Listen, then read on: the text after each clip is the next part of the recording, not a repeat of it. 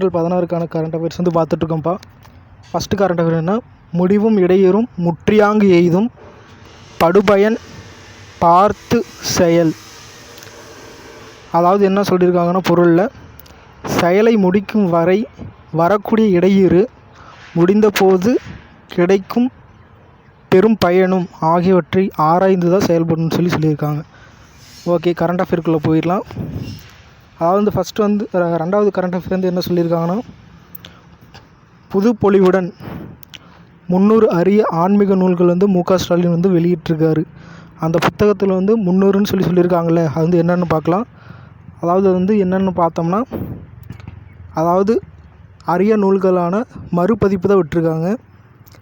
திருப்பேரூர் புராணம், பாவநாச நலப்புராணம் இது போன்ற தலப்புராணங்கள் வந்து உட்பட 300 அரிய நூல்கள் வந்து மறுபதிப்பு பண்ணி விட்டுருக்காங்க. இது வந்து எந்த நிகழ்ச்சியில் வந்து விட்டுருக்காங்கன்னா, அதாவது இந்து சமய அறநிலையத்துறையான 100வது நிகழ்ச்சி நடைபெற்றிருக்குது.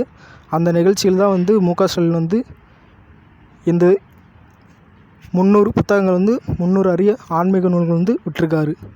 மூணாவது வந்து என்னென்னா, சிறந்த திருநங்கைக்கான விருது வந்து மு க ஸ்டாலின் வந்து அறிவிச்சிருக்காரு. இந்த விருது வந்து கொடுத்துருக்காரு வந்து யார் யாருக்குன்னா, தூத்துக்குடி மாவட்டத்தைச் சேர்ந்த பொன்னிக்கும், அப்புறம் நாமக்கல் மாவட்டத்தைச் சேர்ந்த ரேவதி என்ற பெண்மணிக்கும் வந்து சிறந்த திருநங்கைகளுக்கான விருது வந்து மு க ஸ்டாலின் அவர்கள் கொடுத்துருக்காரு.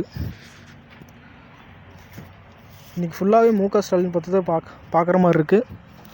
அடுத்தது 23வது சட்ட ஆணைய தலைவர் நியமனம் செய்து வைத்தது வந்து மத்திய அரசு வந்து அறிமுகம் செஞ்சுருக்காங்க. அதாவது 23வது சட்ட ஆணைய தலைவர் நியமனம் செய்தது வந்து மத்திய அரசு.